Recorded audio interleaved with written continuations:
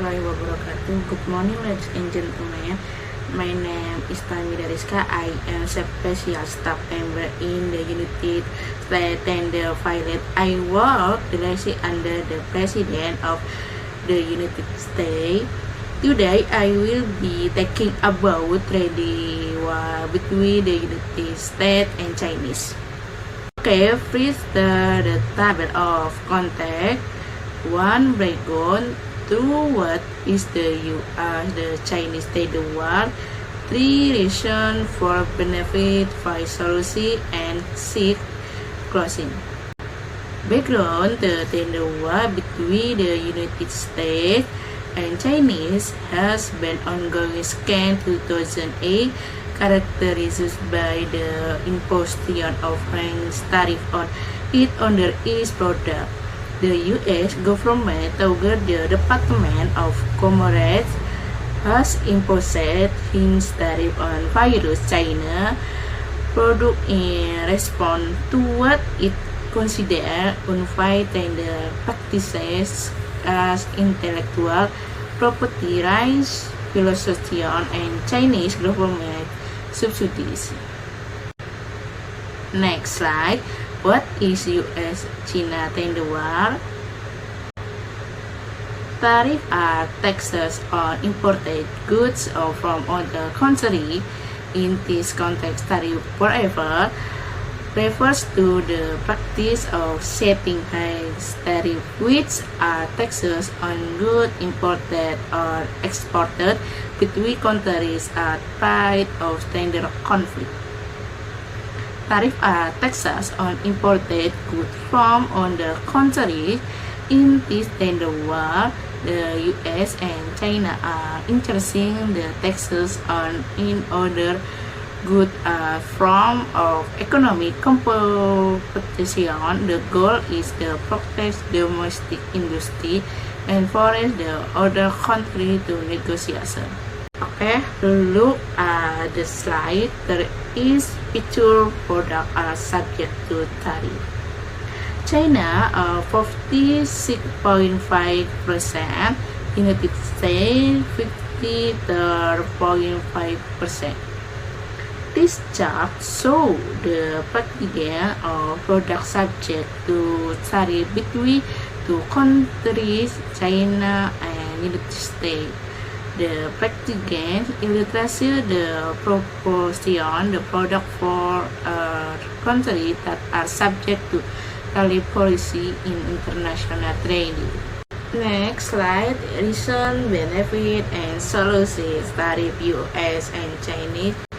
I will explain some of the main reasons behind the tariff policy taken by the United States against Chinese.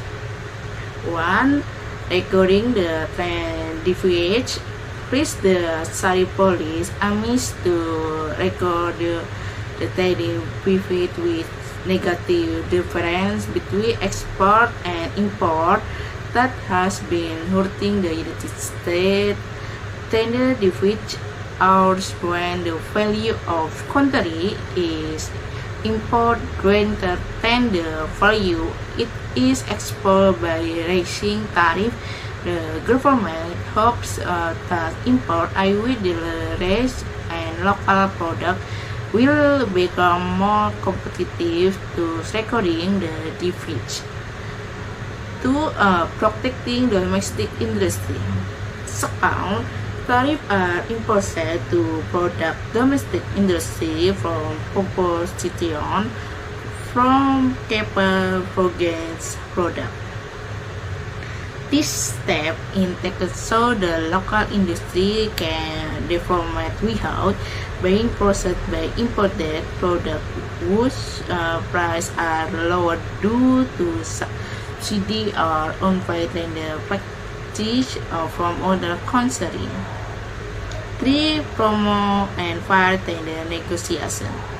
3. Tariffs are used as negotiation tool the creative fair tender between the two countries. With tariff version, it is expanded that good practices can see together and agree on mutually beneficial tenderers. And for national security. For the police is also taken to mind national security for potential economics, certain product or technology are considered strategic and important to be protected so that they are not used by foreign parties that endanger national security. There are several benefits that can be different for this tariff policy. Good for Chinese companies. One, access to global market. Domestic companies find it easier to penetrate the global market due to purchase from imported products. With less pressure from outside product, local companies can be export and reach international market. Two main improve the company is reputation and brand of the world. The reputation and brand of domestic companies can ensure international companies that are able to compete globally will be more recognized and accepted in the world market. 3. Both your companies and competitiveness in the global market. The competitiveness of domestic companies becomes stronger in the world market. With government protection and support, local companies can improve the quality and innovation of their product to compete international. Okay, here are some solutions that can be pursued by both countries. One, stronger cooperation in non-controversial area. First, stronger cooperation in non-controversial areas cut the reset or the informates focus areas that are not score of conflict can maintain good relations and open up the opportunity for cooperation. 2. Active economic and academic dialogue forum. Second, active economic and academic dialogue forum between the two countries. Open dialogue in economic and academics. Pilot can strengthen relations and minimize misunderstanding. 3. Restart dialogue with manual concession. 3. Restart the dialogue with manual concession.